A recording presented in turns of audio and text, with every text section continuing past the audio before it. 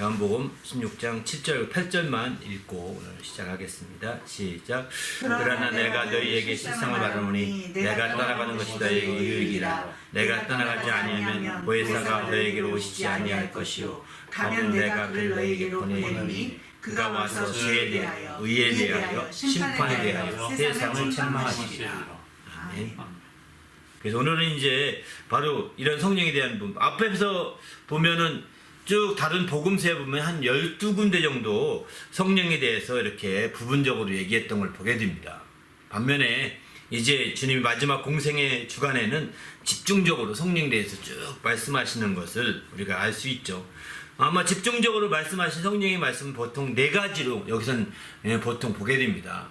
4가지로 보는데, 처음에는 이제 요한복음 14장에서 처음 말씀할 때 성령 다른 보혜사를 보내서 영원토록 너희와 함께 있게 하겠다, 이렇게 요한복음 14장에 이제 처음 이렇게 말씀하시고요. 또 이제 두 번째는 보혜사가 이제 주의 이름, 내 이름으로 보내실 성령 보혜사이심을 강조하고 있죠. 그래서 그가 와서 가르치시고 생각나게 하실 것이다 라고 14장의 26절에 보면 이렇게 강조하고 있습니다. 또 세 번째는 성령께서 오시게 되면 그가 예수에 대해서 증언하게 될 것이다. 15장에 가보면 이제 그런 말씀을 하시게 됩니다. 성령이 예수에 대해 증언할 것. 그리고 오늘 본문에 말씀하신 것처럼 성령이 이제 오시게 되면 마침내 성령께서 우리를 인도하시게 된다. 진리 가운데로 인도하시게 된다. 이렇게 말씀하시죠. 그 인도하실 때에 바로 책망하셔서 인도하시는 거죠. 그냥 막연히 인도하시는 것이 아니라 바로 우리를 죄악 가운데서 죄를 깨닫게, 여기 책망한다는 표현은 죄를 깨닫게 하다 이런 뜻으로 보시면 될 것 같습니다. 죄를 깨닫게 하다, 그냥 선고하다, 뭐 이제 그 유죄를 선고하다, 유죄를 입증하다, 뭐 이런 뜻도 있는데요. 죄를 깨닫게 한다 이런 뜻으로 이해하시는 게 합당한 표현 같습니다. 죄를 깨닫게 해서 진리 가운데로 인도해 주시는데, 이와 같이 이제 성령께서 책망하시는 것은 인도하시기 위한 하나의 과정임을 보게 됩니다. 성령이 인도하시는 과정임을. 그래서 이렇게 요한복음에서 이제 주님의 공생의 마지막 한 주간에 4번, 이 4가지 크게 대주제로 이렇게 계속해서 성령에 대해서 말씀하시는데, 14장, 15장, 16장을 그래서 우리는 보통 성령장이라 이렇게 표현합니다. 성령장이라고 표현하죠. 성령의 역사는 눈에 보이지는 않습니다. 눈에 띄게 보이지는 않지만, 하지만 성령은 분명하게 역사하고 있고, 성령은 뿌리로부터 열매까지, 가지까지 연결시켜주는 게 성령이라는 것을 얘기하고 있거든요. 그래서 요한복음 15장에서 성령에 대해서 말씀하시면서 이제 포도나무 비유를 들어서 말씀하시는 겁니다. 성령장이라고 하는데, 나는 포도나무에 너희는 가지니, 이렇게 말씀하거든요. 그래서 내 아버지는 농부라, 이렇게 말씀하시는데, 이렇게 포도나무가 뿌리나 줄기나 가지가 다 똑같이 공통점이 있는 것은 진액이라는 겁니다. 진액으로 하나가 되어 있다는 거죠.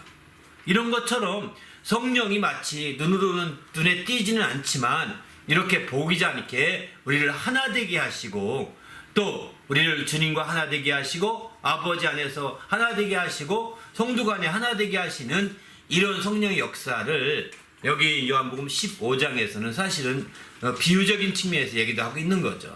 단순하게 요한복음 15장이 그저 예수님은 포도나무요, 우리는 가지다, 예수님과 우리의 관계만을 나타내는 그런 것이 아니라, 그 관계를 나타내기 위해서 성령의 역사가 얼마나 중요한지를 잘 얘기하고 있는 말씀이라고 볼 수 있습니다.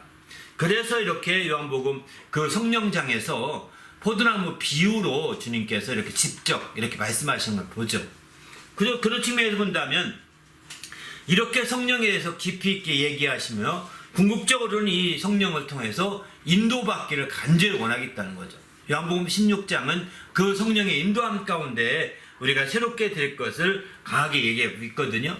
요한복음 16장 13절 같은 경우 보면 이렇게 말씀하죠. 진리의 성령이 오시면 그가 너희를 진리 가운데 인도하시리니 그가 스스로 말하지 않고 오직 들은 것을 너희에게 말하며 장래를 너희에게 알리시리라, 이렇게 말합니다. 진리의 성령이 진리 가운데로 인도하신다. 궁극적으로는 이게 성령께 하시는 궁극적인 이름을 보여주고 있습니다. 바로 진리의 성령께서 오셔서 진리 가운데로 인도하셔서 우리를 함께 하시는 거죠. 그래서 우리가 진리 가운데 함께 주의 뜻을 이루고 주님의 영광을 드러내는 일에 귀하게 쓰이게 되는 겁니다. 그런 측면에서 볼 때 이 성령의 인도하심이라는 것은 최후의 목적이라고 그럴까요? 최후의 한 그 목표라고 할까요? 이렇게 얘기할 수 있는 거죠. 그 앞에 성령이 함께도 하시고 성령께서 또 이제 그 가르치시기도 하시고 기억나게 하시기도 하시고 또 성령께서 증언하시기도 하시고 이렇게 역사하시지만은 궁극적으로는 진리 가운데 인도하고자 한다는 것, 이런 측면을 이제 주님의 그 공생의 마지막 중간에 이제 얘기하고 있는 것을 본다면 그게 가장 중요하지 않는가. 왜? 가장 마지막으로 이 성령에 대해서 말씀하고 있기 때문입니다. 가장 마지막으로 성령에 대한 가르침 가운데 마지막 가르친 주제거든요. 그렇기 때문에 우리는 성령의 인도하심에 대해서 늘 마음에 두고 인도하심 받고자 하는 간절함과 사모함이 있어야 합니다. 누구보다도 주님의 그 마지막 고난 주간을 생각한다면, 마지막 주간이 고난 주간이라고 표현하죠. 고난 주간을 생각한다면 성령의 인도가 가장 우리에게 시급한 것이 아닌가, 이런 생각이 듭니다. 성령의 인도를 받지 않고 인간적인 면에서 고난주간을 거치게 되면, 생각하게 되면 그저 인간적인 잔인함만 부각될 뿐이거든요. 인간적인 잔인함만 부각되고 인간적인 잔인함만 드러나게 되는 거죠. 그러나 성령의 인도함을 받게 되면 우리가 인간적인 잔인함을 우리가 강조하기보다는 함께 주님과 함께 그 십자가의 길을 가고자 하고 주님이 우리에게 맡겨주신 그 길을 정말 이루고자 하는 그런 열정과 열심이 또 넘치게 되는 거죠. 이런 측면에서 볼 때 우리가 그저 그 고난 주간을 지나면서 우리에게 있어서의 어떤 고난에 대한 그 인간적인 면만 부각시켜서 그 너무 지나치게 강조하는 것은 또 온전한 성경 방식이 아닙니다. 고난주간을 통해서 주님이 가르치고자 했던 것은 바로 성령이시라는 것을 우리가 잊지 말아야 되는 거죠. 고난주간을 통해서 주님께서 우리에게 크게 부각시키고자 했던 겁니다. 그러니까 그전에도 그렇게 깊이 있게 다루지 않았던 성령에 대한 부분을 정말 그분이 마지막 고난주간에 크게 강조하지 않습니까? 그런 차원에서 볼 때 우리가 고난주간을 이런 성령의 인도를 받아서 참 우리도 주님과 함께 그 주님의 남은 고난을 짊어지고자 하는 그런 결심과 결단을 이루는 성도가 되어야 되겠다 생각합니다. 그게 바로 성령의 인도하심이 아닌가, 이런 생각이 듭니다. 성령이 인도하시니까 그냥 나무 십자가 크게 2m짜리 3m짜리 만들어가지고 짊어지고 가는 것이 아니라 성령이 인도하시니까 예수께서 우리에게 남겨주고 가신 고난, 남은 고난이라고 표현하거든요. 바로 그것을 우리가 이제 교회를 위해서 짊어져야 되는 거죠. 그런데 많은 사람들이 고난 얘기하면서 주님의 고난, 교회를 위하여 주의 몸된 고난을 짊어지려고 하지 않습니다. 주님의 몸된 고난을 짊어지고 그것을 짊어지고 이제 함께 그 성령 인도를 받아서 한 발 한 발 주님을 따라가려고 하지 않습니다. 그저 오늘날은 참 숭악한 시대여서 정말 교회를 이용하려고만 하는 사람들이 한두 사람이 아닙니다. 이거는 악용입니다. 이용이 아니라. 교회를 이용하려 할 것이 아니라 교회의 짐을 져줘야 되는 거거든요. 교회 통해서 이익만 볼 것이 아니라 정말 이제 그 이익을 하나도 안 봐도 우리는 이미 은혜 받았잖아요. 교회에서 아무 도움, 교회에서 아무 혜택, 교회에서 아무것도 우리가 이익 보는 게 없어도 이미 우리는 은혜 받고 정말 우리는 뭐라 그럴까요? 주님으로부터 큰 빚을 진 자 아닙니까? 그런 마음이 없어요, 사람들에게.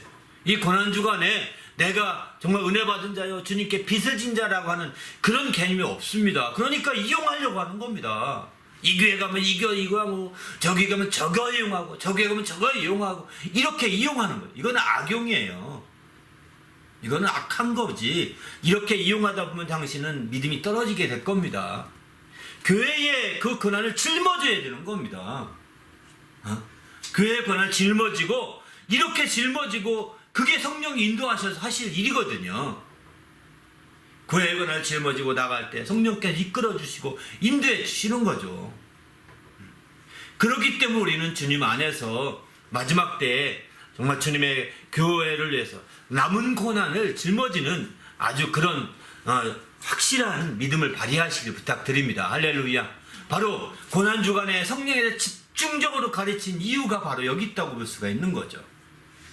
고난 다른 주간 아닙니다. 정말 주님이 3년 동안 12번 정도 성령에서 언급하면서 얘기했지만 그러나 마지막 그 고난주간 한 주간 동안에는 집중적으로 요한복음 13장 이후부터 14장, 15장, 16장 가르치고 있지 않습니까?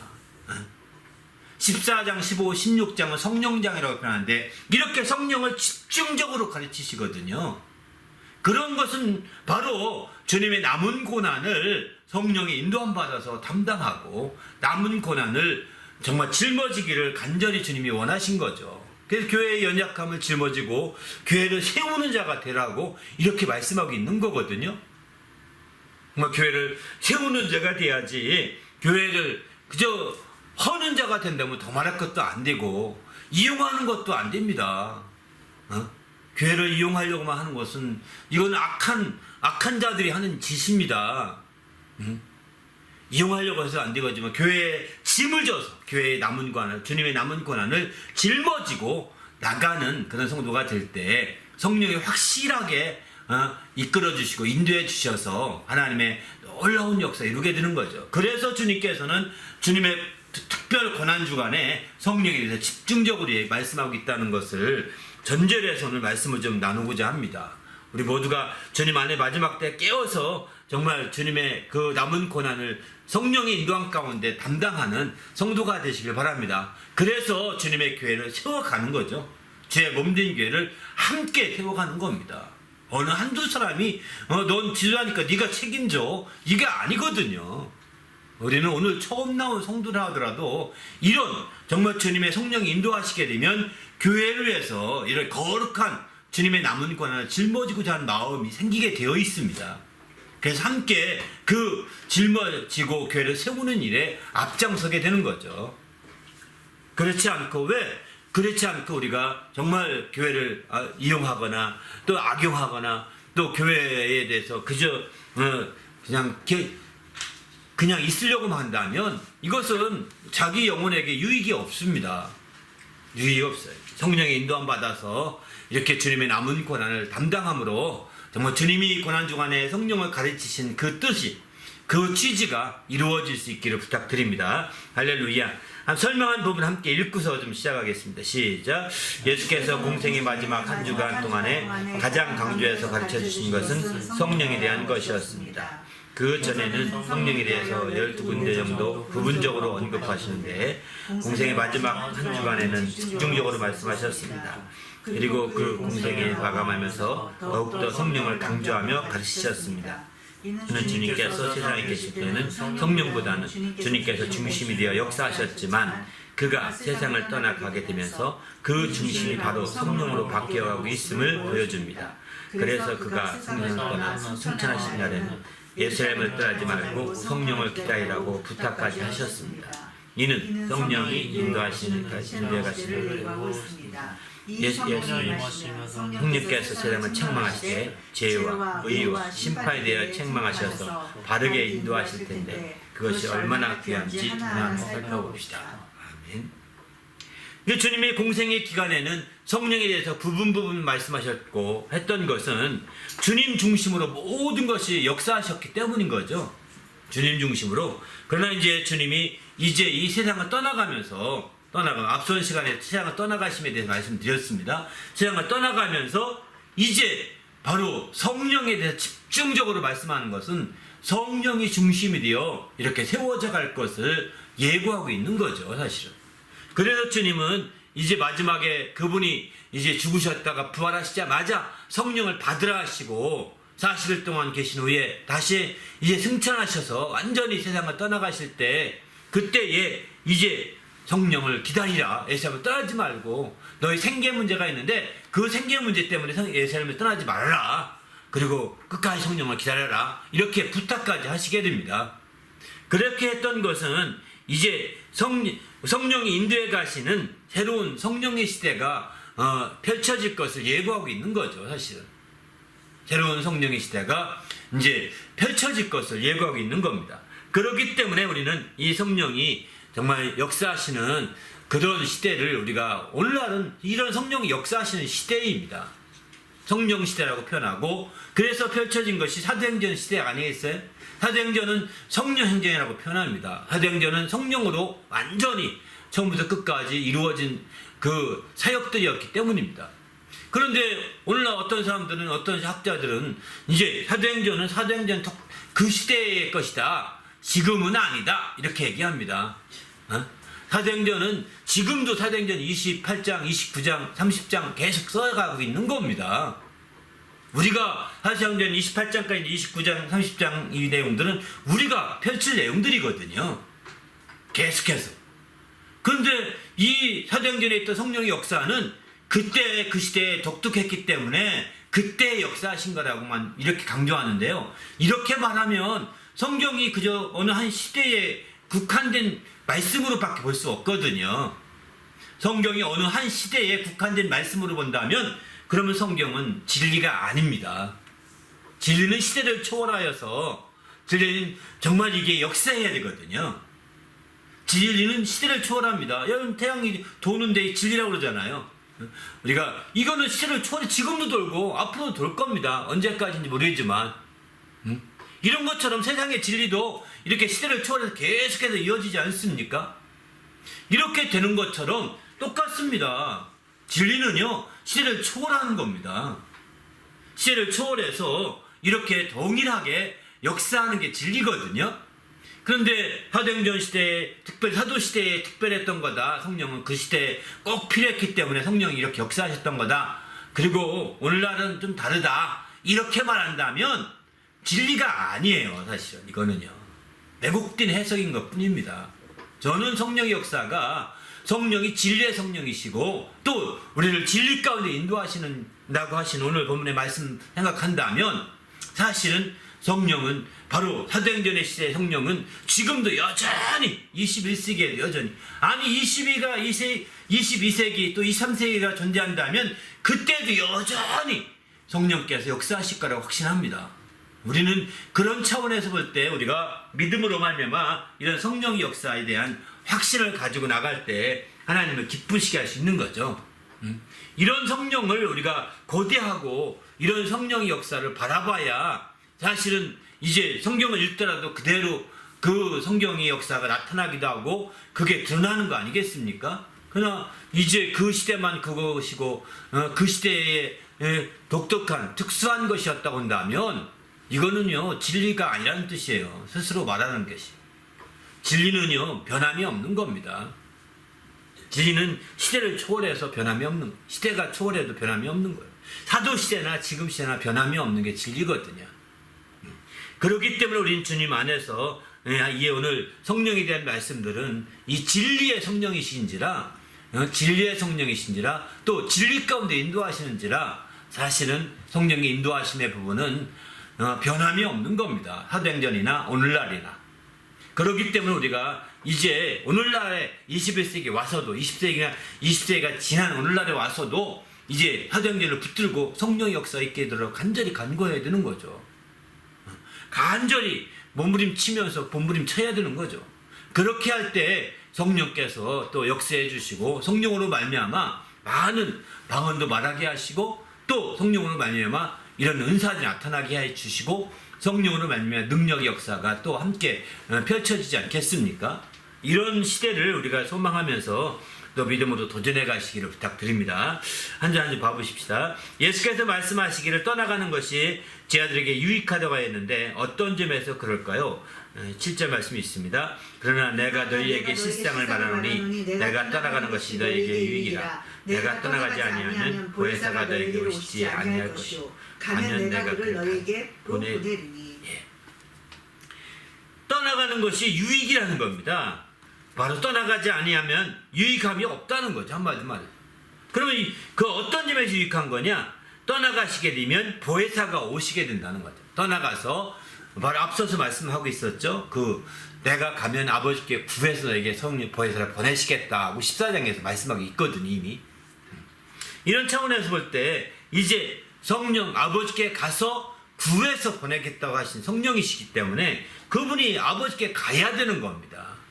여기서 알 수 있는 게 그저 주님이 이 땅에서도 기도 많이 했잖아요. 구한다고 하니까 이건 기도처럼 보여질 수 있는데 이 성령을 구하는 기도는요, 단순한 기도가 아닙니다. 막연한 기도가 아닙니다. 예수님이 이 땅에 있는 동안에도 기도 많이 하셨지 않습니까? 그런데 그 기도한 것처럼 성령을 구하시지 아니하시고 아버지께 가서 직접 구하시겠다는 겁니다. 이게 다른 점이죠. 예수께서 너희는 이렇게 기도하라. 두 기도문을 가르치셨잖아요. 이렇게 기도하라고 기도의 유형, 기도를 가르쳐 주셨는데 이처럼 기도에 대해서 많은 부분에서 기도에 대해서 말씀하신 분이 많은 부분에 기도에 대해서 가르쳐 주신 분이 왜 또 직접 아버지께 가야 될까요? 성령을 구하는 것은 그만큼 중요하다는 거예요. 그만큼 중요한 거죠. 마치 성령은 국빈으로 방문하는 그 외국 정말 뭐랄까 국가 원수를 맞이하는 것과 똑같다고 할까요? 그런 식입니다. 그러니까 국빈으로 누굴 모실 때는 직접 나가서 여기 국가 원수가 나가서 그를 맞이하잖아요. 최고급으로 맞이하지 않습니까? 이렇게 그를 맞이하고 영접하고 그에서 구하고 그 맞이하는 거거든요. 그래서 보내주시는 거거든요. 그러나 지금 일반적인 기도는 그런 국빈 정도가 아니라 그냥 방문하는 정도라고 보시면 됩니다. 그러면 국가원에서 나가지 않습니다. 저 밑에 장관급 보내거나 차관급 보내거나 또 저 밑에 사람 비서관 보낼 수도 있는 거죠. 이렇게 되듯이 이제 우리가 차이가 있는 겁니다. 성령을 예수께서 구하신다는 것은요, 굉장히 아주 크게 성령을 우대하시고 성령을 국빈, 국가적인 손님으로 국빈으로 모시듯 이렇게 하는 거라고 보시면 최고 좋을 것 같습니다. 바로 그래서 주님께서 가야 된다. 내가 여기서 기도만 할 수 없다. 아버지께 가야 된다. 여기 세상을 떠나서 아버지께 가야 된다 라고 이렇게 많은 부분에서 강조하고 있는 거죠. 가면 너희에게로 보내리라. 구해서 보내리라고 이렇게 말씀하시죠. 그가 떠나가지 않으면 보혜사가 오시지 않는데 그가 오시면 어떻게 역사하실까요? 8절 말씀 읽어보실까요? 시작. 그가 와서 죄에 대하여 의에 대하여 심판에 대하여 세상을 책망하시리라. 그분이 오시게 되면은 그가 와서 죄, 의, 심판에 대해서 책망하신다는 겁니다. 여기 책망한다는 것은 죄를 깨닫게 하는 것입니다. 그저 막 심판해서 그냥 빨리 너 사형 선고 이렇게 선고로 끝나는 것이 아니라 죄를 깨닫게 해서 다시 뉘치고 새롭게 가도록 이렇게 인도해 주시는 것을 의미하는 거거든요. 이런 표현들을 그래서 여기 책망한다는 표현을 다른 말로 쓴다면 견책한다. 책망해서 이끌어준다. 이런 차원에서 견책한다. 이런 표현으로 봐도 좋을 것 같습니다. 그런데 바로 죄를 깨닫게 해서 이끌어 주시고자 하는 거, 인도해 주시고자 하는 것이죠. 바로 여기서 책망으로 끝나지 않고 뒤에 보게 되면 13절, 12절, 13절 보면 인도해 주신다고 하지 않습니까? 성령께서 진리 가운데로. 책망이 목적이 아닙니다. 그죠? 진리 가운데 인도하시는 거죠. 성령께서. 책망해서 인도하시는 거죠. 너 이렇게 하면 안 된다 라고 책망해서 인도해 주시는, 죄를 깨닫게 하고 진리 가운데 인도해 주시는 거죠. 그래서 우리는 여기서 제목은 세상을 책망하심, 세상에 대한 초점 두고 책망하심이라고 이렇게 표현했지만 궁극적으로는 이게 책망으로 끝나는 것이 아닙니다. 인도하심, 책망하시는 것은 인도하심이 또 들어있는 거예요. 책망하심은 또 다른 인도의 한 방법이라고 보시는 거죠. 그래서 죄를 깨닫게 해서 인도하시는 것을 여기서는 책망이라고 이렇게 보시는 게 좋을 것 같습니다. 근데 죄에 대해서, 의에 대해서, 심판에 대해서죠. 바로 아주 중요한 세 가지입니다. 죄와 의와 심판에 대한 거죠. 한 가지 하는 거 볼까요? 보혜사가 오시면 먼저 죄에 대해서 책망하시는데 그것은 무슨 의미가 있을까요? 무슨 의미일까요? 한번 말씀 읽어봅니다. 시작. 죄에 대하라 함은 그들이 나를 믿지 아니하며 내게 있는 이름을 하나님 앞에서 스스로 가지고 있으라. 자기 옳다는 바로 자기를 정죄하지 아니하는 자는 복이 있도다. 의심하고 먹는 자는 정죄되었나니 이는 믿음을 따라 하지 아니하기 때문이라. 믿음을 따라 하지 아니하는 것은 다 죄니라. 죄에 대해서 이제 주님이 책망한다. 죄의 그 초점을 주님이 잘 맞추도록 한다는 겁니다. 그 과거에는 죄가 뭐였냐? 계명을 안 지키면 다 죄였거든요. 계명을 지키면 죄가 아니고 계명을 안 지키면 죄였습니다. 계명을 따라서 죄가 다 판가름 나죠. 그런데 이제는 계명에 따라 죄가 아니라 믿느냐 안 믿느냐에 따라서 죄냐 아니냐가 판가름 나는 새로운 죄에 대한 어떤 기준 설정을 해주시는 거죠. 그 죄에 대하면 그들이 나를 믿지 아니하며 믿지 않는 게 죄라는 겁니다.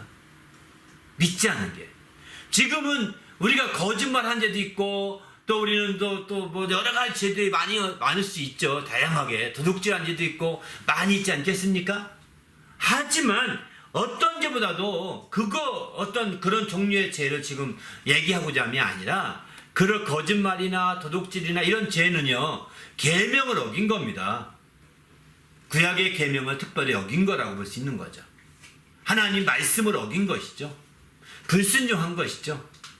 그러나 여기서 더 주님이 크게 보시는 죄의 기준은 믿음이 있느냐 없느냐라는 거예요. 믿음을 따라 하지 아니한 모든 것이 다 죄다라고 이게 이제 로마서 14장 23절에 이렇게 말씀하고 있는데요. 이렇게 믿음을 따라 하는 것이 정말 바른 그게 하나님의 의를 이루는 길이요. 또 믿음을 따라 하지 않는 모든 게 죄라는 거예요. 믿음이 있느냐 없느냐가 죄의 또 다른 기준 설정이 된 셈이죠. 두 번째 볼까요? 보혜사가 오시면 의에 대하여 책망하시게 되는데 그것은 무슨 의가 있을까요? 말씀 읽습니다. 시작. 의에 대하여라 함은 내가 새 아버지께로 가니 너희가 다시 나를 보지 못하며 기록된 바 의는 없나니 하나도 없으며 선을 행하고 죄를 행하는 세상에 아주 없느니라. 여기도 의에 대해서도 이제 주님이 성령이 오시게 되면 다시 기준 설정이 된다는 겁니다. 의에 대해서도. 과거의 의는 뭐냐? 과거의 의는 이렇게 그 하나님의 계명을 지키면 의가 되는 거예요. 의인으로 인정받았습니다. 계명을 못 지키면 그게 불의한 자로 정죄받았죠. 예를 들면 안식일을 지켰다? 그러면 의로 인정받은 거예요. 그게 의였어요. 근데 안식일을 못 지켰다? 그 순간에 아무리 의가 많아도 불의가 나타나면 돌로 던져 패서 죽이게 됐거든요. 이런 상황이 이 과거에는 그랬습니다. 그런데 성령이 오시게 되면 의에 대하여 이렇게 말하는데 바로 의라는 것은 뭐냐? 세상에는 의인은 없다. 하나도 없다는 것을 가르쳐준다는 거예요. 의인은 하나도 없다고 가르치면서 내가 아버지께로 가니 너희가 나를 보지 못하며 이렇게 말씀하고 있죠. 바로 예수님에 대하여 의의 기준을 예수님을 통하여 의의 기준을 설정한다는 거예요. 예수님이 의의 기준으로 예수님을 통하여 설정하게 되는 거죠. 그러니까 예수님이 정말 예수님을 아버지께 보지 못하기 때문에 이제 오직 예수께서 하신 말씀을 따라서 우리가 살 뿐이라는 겁니다. 그래서 우리는 과거에 그 율법을 통하여 이제 계명을 통해서 의를 이루고자 하지 말고 예수님의 말씀을 통하여 의를 이루고자 해야 된다는 거죠. 예수님이 안 보이시니까 보지 못하니까 예수님의 그 말씀은 우리가 따르시지 않습니까? 그죠? 예수님의 말씀, 바로 구약의 말씀이 아니라 예수님의 말씀을 통해서 우리가 의가 이루어진다. 예수님의 말씀은 뭐냐? 믿음으로 말미암아 의롭다면 얻는다는 거거든요. 누구든지 믿으면 의로 여겨주신다고 예수께서 이렇게 말씀하시죠. 그러니까 그런 말씀들을 따라서 나가 의에 대한 기준 설정이 달라지는 거죠. 성령이 오시게 되면 구약의 계명에 따른 의의 기준 설정이 계명이 아니라 이제 예수님의 말씀이다. 예수님의 말씀을 따라서 믿음으로 말미암아 의롭다면 얻는 것이다. 이제 우리가 어떤 걸 지켜서가 아니라 믿음으로 말미암아 의롭다면 얻는 것이다. 의는 없나니 하나도 없다는 것이 이미 과거에 그 계명을 지킬 때에도 이미 말씀하고 있지 않느냐. 그 하박국에도 보면 의는 없는 하나도 없다고 말씀하시기도 하고 전두서도 보면은 의인은 세상에 아주 없도다. 선을 행하고 죄를 범치 아니하는 의인은 세상에 아주 없다. 단언하고 있지 않습니까? 이렇게 의인은 없다고 분명히 하고 있는데 여전히 그 계명을 지키면서 의로운 척 한다면 이거는 아무 성이 없는 거죠. 5번입니다. 보혜사가 오시면 심판에 대해서 책망하시는데 그것은 어떤 면에서 깨우쳐 줄까요? 한번 말씀 읽어봅니다. 시작. 심판에 대하여는 이 세상 임금이 심판을 받았습니다. 예수께서 이르시되 내가 심판하러 이 세상에 왔으니 보지 못하는 자들은 보게 하고 보는 자들은 맹인되게 하려 함이라 하시니 이제 이 세상에 대한 심판이 이르렀으니 이 세상 임금이 쫓겨나리라. 내가 땅에서 들리면 모든 사람을 내게로 이끌겠노라. 심판에 대하여는 이 세상 임금이 심판을 받았으며 이렇게 표현하죠. 여기서 심판에 대한 것도 기준 설정을 다시 하는 거죠. 구약에서 심판은 미래 어느 날 미래 지금 내가 어떻게 지키는 것을 따라서 어느 날인가 그때 심판할 거 생각하거든요. 그때 심판할 거 생각하는데 지금 성령께서 오셔서는 이미 심판이 끝났다 이 얘기입니다. 이미 심판이 끝났다는 거야. 믿는 자, 여기는 기록 안 했지만 믿는 자는 심판을 받지 아니할 것, 믿지 아니하면 하나님의 아들의 이름을 믿지 아니함으로 벌써 심판을 받았다. 이렇게 요한복음 3장에서 이런 말씀 나가시거든요. 믿지 아니함으로 이미 심판을 받았다는 겁니다. 믿는 자들은 그래서 그 심판의 시점 자체가 여기 기준 설정을 바꿔주는 거예요. 먼 미래에 내가 지킬 것을 가지고서 얼마나 잘 지켰는지 보고서 미래의 어느 날 심판하실 거다. 심판하게 하실 거라고 미래에 이렇게 과거에는 그렇게 강조해 왔거든요. 그래서 우리는 말씀을 빨리 안 지켜도 회개해야 된다 이러면서 이제 얘기한 거죠. 그러나 여기 오늘 본문에서 성령이 오시게 되면 심판에 대해서 말씀하시는데 이미 세상 임금이 심판을 받았다. 예수께서 말씀하시죠. 심판이 이미 이르렀으니 이제 세상에 대한 심판이 이르렀으니 이 세상 임금이 쫓겨나리라. 이렇게 하지 않습니까? 이 세상 임금이 벌써 이 세상 임금부터 심판 받게 되고 그리고 우리도 믿음을 가진 자들은 심판을 받지 아니하지만 믿지 않는 자들은 예수의 이름을 믿지 않는 자들은 벌써 심판을 받았다. 이렇게 말씀합니다.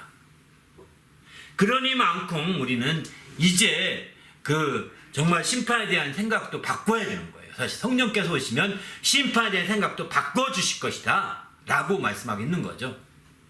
그러면 우리가 먼 미래에 진짜 구약사람들이 말하는 그 심판은 어떻게 되는 거냐? 구약사람들이 먼 미래에 펼쳐질 거라고 예상했던 그 계명을 지키는 자들이 먼 미래에 있을 생각했던 심판은 뭐냐면 그것은 이제 바로 어떤 행한 대로 갚아주시는 상급을 주시는 어떤 시상대와 같은 거죠. 믿는 자들에게는. 믿지 않는 자는 이미 심판받아서 그냥 심판 거의 근처도 갈 필요가 없다는 거, 끝나버린 거라는 겁니다. 지금은요. 이제는 바로 오직 믿는 자들에게는 그 먼 미래 어느 날 바로 주님이 갚아주시는 상을 받는 그런 시간이 펼쳐지게 되는 거죠. 행한 대로 갚아주시기 때문에 그때에 구약시대의 계명을 따라 먼 미래에 펼쳐질 거라고 생각했던 그 심판의 날에 우리 믿는 자, 신약시대에서 믿는 자들은 그때 상을 받게 되고 또 행한 대로 갚음을 받게 되는 거죠. 이게 큰 차이가 있는 거라고 볼 수 있습니다. 이것을 성령이 오시면 이 세 가지를 깨우쳐 주신다는 겁니다. 그래서 죄에 대해서도 이제 기준 설정을 바로 해라. 예수를 믿는데 이에 초점 두고 있다. 또 의에 대해서도 기준 설정을 바로 해라. 계명을 지키고 이렇게 하는 것이 아니라 예수의 말씀을 지켜야 된다. 지금은 예수는 아예 보이지 않지 않느냐.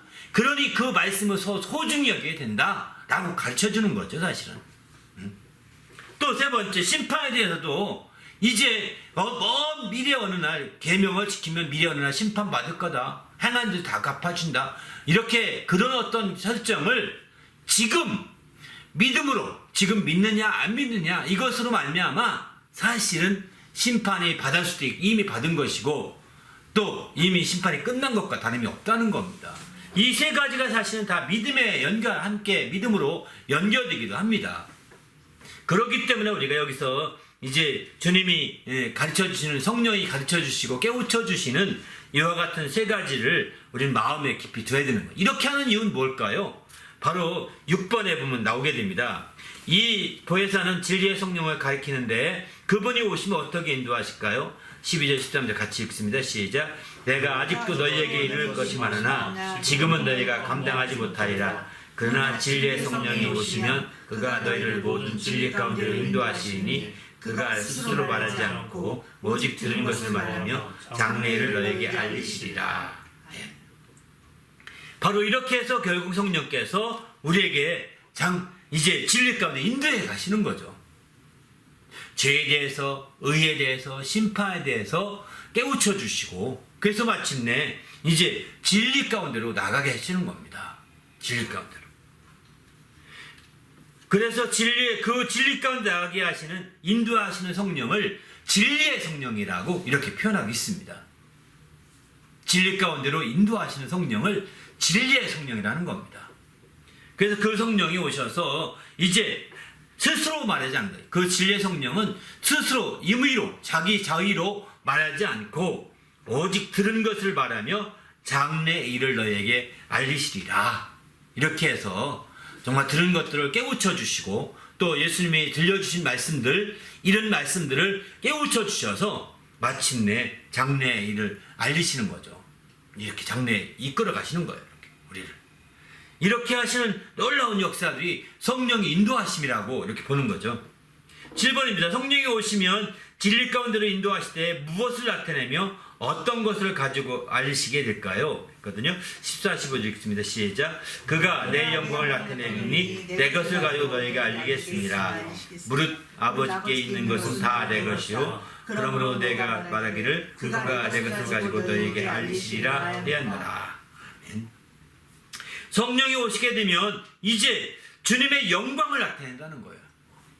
그리고 주님의 것을 가지고서 우리에게 알리시는 거죠. 성령이 알리시는 모든 것은 주님의 것으로 알리시는 거예요. 성령이 자기 것으로, 성령의 고유의 것으로. 그래서 성령이 오시면 요한복음 15장 26절에 보면 나를 증언할 거다, 증언하게 된다 라고 말씀하시는 것도 그거 이렇게 말하는 거죠. 아버지께 나오신 성령이 나를 증언하실 것이요, 이렇게 말씀하거든요. 바로 이제 아버지에게서 나오신 성령이 예수님을 증언해서 예수의 것을 가지고 우리에게 알리시는 겁니다. 그리고 예수님의 영광을 나타내게 되는 거죠. 바로 이런 성령의 역사가 이렇게 해서 진리 가운데로 우리를 인도하고자 하시는 것, 궁극적으로. 책망이 목적이 아닙니다. 세상을 책망하실 때 바로 이제 진리 가운데 인도하시고자 하는 것이 목적임을 여기는 분명하게 우리가 말씀을 함께 읽어야 될 것 같습니다. 많은 사람들이 그냥 10절까지만 주로 10절, 11절까지 얘기하고 끝날 경우가 있거든요. 그러나 성령은 이렇게 10절로 끝나는 것이 아니라 그 다음까지도 이렇게 분명히 함께 연결되어 있음을 우리가 알 수 있는 거죠. 함께 기도할 때 하나님, 우리가 마지막 한번 나눈 말씀 읽고 기도합니다. 시작. 공생의 마지막 한 주간 동안에 성령에 대한 가르치심은 크게 네 가지인데, 첫째는 성령 곧 또 다른 보혜사를 보내사 영원토록 함께 있게 하시며, 둘째는 보혜사로 주의 이름으로 보내실 성령이신데 그가 가르치시고 생각나게 하사 평안케 하시며 가르치셨습니다. 셋째로 보혜사는 아버지께서 나오시는 진리의 성령으로 예수를 증언하시며, 또 끝으로 보혜사 곧 진리의 성령이 오시면 세상을 책망해서 진리 가운데로 인도하실 것을 말씀하셨습니다. 성령은 세상을 책망하게 인도 진리 가운데 인도해 주신데, 이런 성령의 인도하심이 얼마나 귀하게 이야기해보고 성령께서 책망하심으로 인도해 주시는 축복을 얼마나 누리며 사는지 나눠봅시다. 아멘. 이렇게 성령의 역사를 이제 주님은 공생의 마지막 주 고난 주간의 절정의 주간이죠. 그날에 주님이 성령을 강조하시고 성령에 대해 가르치시게 되죠. 성령을 이렇게 자세하게 가르치고 설명을 했지만 성령을 받으라 하지 않았습니다. 성령을 받으라 한 것은 그분이 죽으셨다가 부활하신 후에 처음 명령으로 성령을 받으라 이렇게 명령하시게 됩니다. 왜냐하면 성령은 거룩한 하나님의 영이시기 때문에 성령은 거룩한 하나님의 영이시기 때문에 거룩한 심령이 되어야 성령을 받을 수 있거든요. 주님이 십자가에 죽기 전까지는 거룩한 심령이 아닌지라 바로 이제 그들은 성령을 받기에 합당한 상황은 아니었습니다. 이제 주님께서 십자가의 피로 그들을 거룩하게 다 속죄하고 죄를 사하신 이후에 비로소 성령을 받을 수 있는 상황이 됐고 조건이 됐기 때문에 성령을 받으라고 명령하시게 되는 거죠. 그렇습니다. 그만큼 성령은 정말 어쩌면 주님의 공생의 전체가 성령이 오시게 하고자 하는 그런 일련의 그 과족이라고 해도 과언이 아닙니다. 어쩐 면에서 본다면. 그런 차원에서 볼 때 우리가 성령의 인도하심은 굉장히 중요한 것이죠. 그냥 정말 받으면 좋고 안 받으면 어쩔 수 없고 이런 선택적인 상황이 아닙니다. 결코 아니고 성령의 인도를 꼭 받아야 우리가 신앙생활을 잘할 수 있고 또 하나님의 정말 주님의 남은 고난을 우리가 짊어지면서 주님의 몸된 교회를 세워나가시는 성도가 될 수 있는 거죠. 이제 오늘 말씀한 것처럼 성령이 이렇게 책망하셔서 죄를 깨우쳐 주셔서 진리 가운데 인도하고자 하시는 성령의 인도하심을 끝까지 받는 성도가 되게 해달라고 오늘 말씀 생각하며 간절히 기도하겠습니다.